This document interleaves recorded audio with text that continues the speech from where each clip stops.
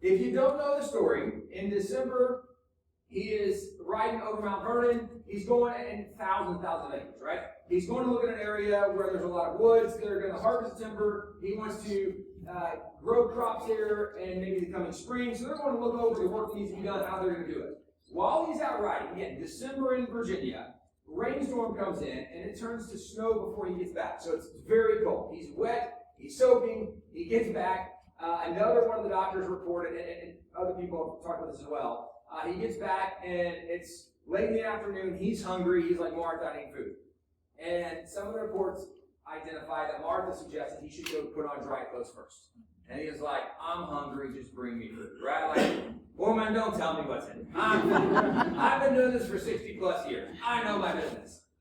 Well, he messed up.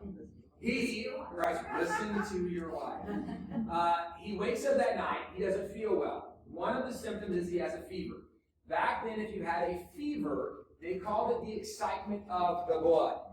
This is a medical phlegm from the 1700s.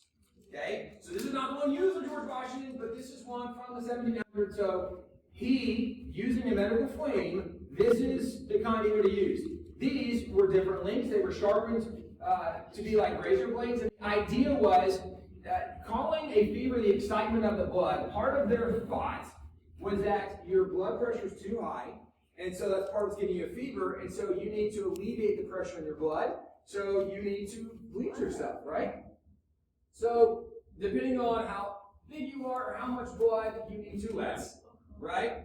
That would depend on how many times and right where, what size, whatever else. So also with like many of the things we talked about, these have not been sanitized. It's original. This was shared in neighborhoods, right? So let me pick up on the story. George Washington has a fever. He's not feeling well. I'm going to turn a little bit so you can, if somebody's up close, you can read along with me because I want you to know, like, I'm not making this up. This is the medical journal. It says, the necessity of bloodletting suggested itself to the general. He procured a bleeder in the neighborhood. Again, they shared, right? Procured a bleeder in the neighborhood who took from his arm in the night 12 or 14 ounces of blood. Okay, so the first bleeding is 12 to 14 ounces. That's like a water bottle, right? So that's a lot of blood. Okay? Martha has been telling him, we need to get a doctor. He's like, I'm fine. He goes on a little bit. He's like, I don't feel great. Let's send for the doctor. So they send for the doctor. While they are waiting for the doctor, he doesn't feel well. Well, what has medicine taught you at that time? If you don't feel well or you're running a fever, you need to bleed. So, while he is awaiting the arrival of the first of the doctors, at the bottom of this report, it says, in the interim, meaning while he was waiting, were employed 2 copious bleedings. 2 more bleedings he did. The other, there were 3 doctors there. One of the other doctors reported that the copious bleedings were 16 ounces each. 16 plus 16, 32, So he was plus saying 12 or 14, right? So we're talking 44, 46 ounces. And the doctors haven't even gotten there yet. Turn the page. Upon the arrival of the first of the consulting physicians, it was agreed, as there were yet no signs of accumulation in the bronchial vessel of the lungs, to try the result of another bleeding. Oh, no. When about 32 ounces of blood. Another 32. When about 32 ounces of blood were drawn. So, everything the doctors did, I would argue, is what killed him. They did several things that any of them by themselves could have killed him, and they did it all together. Okay, now, again, keep in mind, he's already taken more than 40 ounces. The doctor shows up, hey, what's going on? And the doctor would have seen it, right? Oh, I tried bleeding. How much take? Oh, about 40 ounces. Now, they took 32 ounces, it says, without the smallest apparent alleviation of the disease. Vapors of vinegar and water were frequently inhaled. 10 grains of calomel were given. Calomel. Well, no, that's not calamine, right? So we call it something very different. We call it mercury. Oh, what's that all? Now, also keep in mind, they took more than a third of the blood in his body,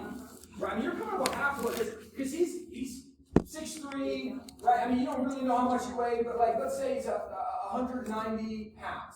I mean, this is a significant blood loss, and then you're poisoning him, okay? It says, succeeded by repeated doses of emetic tartar.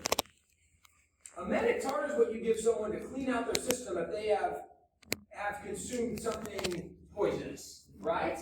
So they give emetic tartar, amounting in all to 5 or 6 grains, with no other effect than a copious discharge from the bowels. So now you're in a bad diarrhea, which you can dehydrate and a lot of negative conditions. So you took over a third, up to half his blood, you poisoned him, now you're dehydrating him. Okay? Let's keep going. With Let's keep going. the powers of life seem now manifestly yielding to the force of this order. Blisters were applied to the extremities. Oh, they thought that because he was having a hard time speaking and swallowing, that the bad blood was by his throat, and all the blood they're taking, they didn't get the bad blood. So we need to draw the bad blood away from his throat. They took a chemical compound known to cause blisters, and they began to put it from his shoulders down his arm to try to draw the blood away. So they're intentionally blistering his body. So blisters were applied to the torture, together with the cataplasm of branded vinegar to the throat. Speaking, which was painful from the beginning, now became almost impractical. Respiration grew more and more contracted and imperfect until half after 11 o'clock on Saturday night, when retaining the full possession of his intellect, he expired without a struggle. Now, how do you contain the faculties a of your couple of intellect things about that? this. I think it is ridiculous to say he died of hepatitis. Everything Because they then did, it'll be a conspiracy theory that they did it on purpose to out the president. But the reason I bring it up, twofold.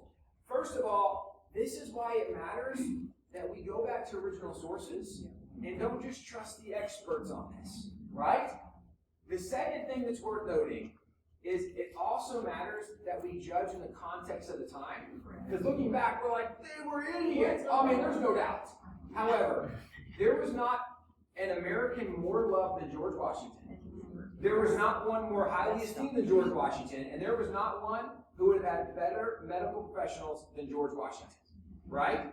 So in the context of the time, this was the best they knew how to do. We can look back and go, man, they were so dumb for doing that. Yeah, I mean, we can make that assessment, but judge them in the context of time in which they lived, and this is another one of the fallacies we make.